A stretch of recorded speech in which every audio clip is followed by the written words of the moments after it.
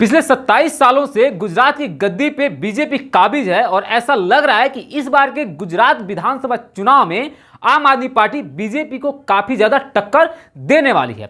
लेकिन ऐसा लग रहा है बीजेपी को और आम आदमी पार्टी को देखकर कि बीजेपी आम आदमी पार्टी को कुछ वैसे ही नजरअंदाज कर रही है जिस तरीके से वो कांग्रेस को नजरअंदाज करती आई है अभी तक। लेकिन यहीं पे ऐसा ना हो कि गुजरात की गद्दी जो है वो बीजेपी से छूटकर आम आदमी पार्टी यानी अरविंद केजरीवाल के हाथों में चला जाए, क्योंकि एक विपक्ष के तौर पे जिस तरीके से कांग्रेस है उस तरीके से आम आदमी पार्टी बिल्कुल भी नहीं है। और ऐसा देखा जा रहा है कि आम आदमी पार्टी और केजरीवाल गुजरात में बीजेपी को काफी ज्यादा टक्कर दे सकते हैं और कांग्रेस की तरह आम आदमी पार्टी को इग्नोर करना ऐसा ना हो कि बीजेपी के लिए भारी पड़ जाए। तो चलिए हम बात कर लेते हैं कि गुजरात चुनाव में आम आदमी पार्टी की रणनीति कैसी है और किस तरीके से बीजेपी को हल्के में नहीं लेना चाहिए आम आदमी पार्टी को। नमस्कार, जय हिंद, मैं हूं धनजीव तिवारी, आप देख रहे हैं हाइलाइट्स न्यूज मीडिया। अभी के समय में अरविंद केजरीवाल भारतीय जनता पार्टी के लिए गले की हड्डी बन गए हैं। ऐसी हड्डी जिसको भारतीय जनता पार्टी यानी बीजेपी ना तो निगल पा रही है ना ही उगल पा रही है। ऐसा राजनीतिक जानकार मानते हैं कि आम आदमी पार्टी दुनिया की इकलौती ऐसी पार्टी है जो इतने कम समय में अपना विस्तार इतने ढंग से कर पाई है।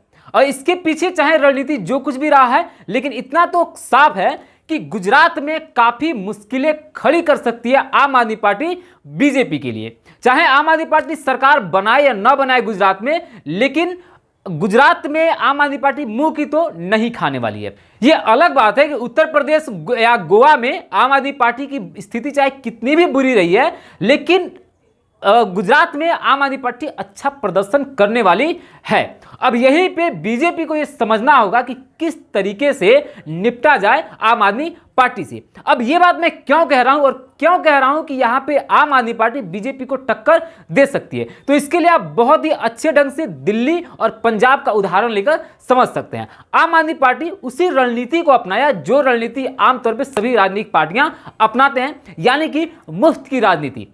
कोई भी राजनीतिक पार्टी कहीं पे भी जब चुनाव प्रचार में जाते हैं तो वहां एक चीज जरूर दिखाते हैं कि अगर वो सरकार में आते हैं तो वहां की जनता को कुछ ना कुछ मुफ्त में देंगे। इसी वादे के साथ दिल्ली में आए और जबकि अरविंद केजरीवाल दिल्ली में मुफ्त में दिया, चाहे पानी हो, बिजली हो, यह दिल्ली वालों को मुफ्त में मिला। बाद में सब्सिडी हटाने की बात कही गई जिसपे आम आदमी पार्टी की आलोचनाएं हुई और इन्हीं शर्तों पे पंजाब में भी पहुंचे और पंजाब में किसी के भी उम्मीद से परे जाकर आम आदमी पार्टी ने सरकार बना लिया। इसके पीछे सिर्फ एक ही वजह थी, वो थी मुफ्त की राजनीति, यानी कि पानी और बिजली फ्री देने की बातें हो रही थी। और पंजाब में एक और खेल खेल दिया अरविंद केजरीवाल ने कि सभी महिलाओं को 18 वर्ष से ऊपर की उम्र की सभी लड़कियों या महिलाओं को हर महीने 1000 रुपये देने के वादे के साथ। यह बात बिल्कुल सही है और इसको नहीं नकारा जा सकता है कि जो मुफ्त की राजनीति होती है वो किसी भी देश के लिए और सरकार के लिए सही संदेश लेकर नहीं आती है। इससे जो है वो सरकार का भंडार कम होता है और सरकार पे आर्थिक बोझ बढ़ता है। लेकिन सरकार इन सब बातों को नजरअंदाज कर सिर्फ लोगों को मुफ्त की लालच देती है और चूंकि लोगों को भी इस बात से कोई फर्क नहीं पड़ता कि सरकार आगे चलकर कितने ज्यादा कर्ज में डूब सकती है और फिर इन्हीं सब कर्ज की वजह से देश में महंगाई बढ़ता है। लोगों को या कह ले कि देश की जनता को या वोटर को सिर्फ तत्काल फायदा चाहिए और मुफ्त की राजनीति में सभी वोटरों को अपना फायदा नजर आता है। कुछ ऐसा ही तरीका अपना रहे हैं अरविंद केजरीवाल गुजरात में और हो सकता है कि इस मामले में काफी हद तक अरविंद केजरीवाल सफल हो जाएं। लेकिन इतनी आसानी से अरविंद केजरीवाल की सफलता की कहानी भी नहीं लिखी जाएगी, क्योंकि गुजरात में आमतौर पे देखा जाता है कि सिर्फ गुजराती लोग यानी कि व्यवसायी विचारधारा के लोग हैं, वो लोग हैं जो व्यवसाय करते हैं और इस तरह की राजनीति को बेहतर ढंग से समझते हैं कि कोई भी सरकार अगर मुफ्त में चीजें दे रही हैं, सुविधाएं दे रही हैं, तो उसका वसूल कहीं ना कहीं से जरूर करेगी, जैसा कि वे लोग भी अपने व्यवसाय में करते हैं। तो हो सकता है गुजरात की जनता काफी हद तक अरविंद केजरीवाल को, आम आदमी पार्टी को नकार दे, लेकिन बहुत सारी वोटर गुजरात की जो है वो आम आदमी पार्टी की तरफ अपनी झुकाव जरूर दिखाएगा। यहां पे बीजेपी के लिए संदेश ये है कि बीजेपी आम आदमी पार्टी को कांग्रेस की तरह इग्नोर न करे, कांग्रेस की तरह नजरअंदाज न करे और काफी सीरियसली, क्योंकि ऐसा ना हो कि अरविंद केजरीवाल को हल्का में लेना बीजेपी के लिए भारी पड़ जाए और बीजेपी को गुजरात से हाथ धोना पड़े।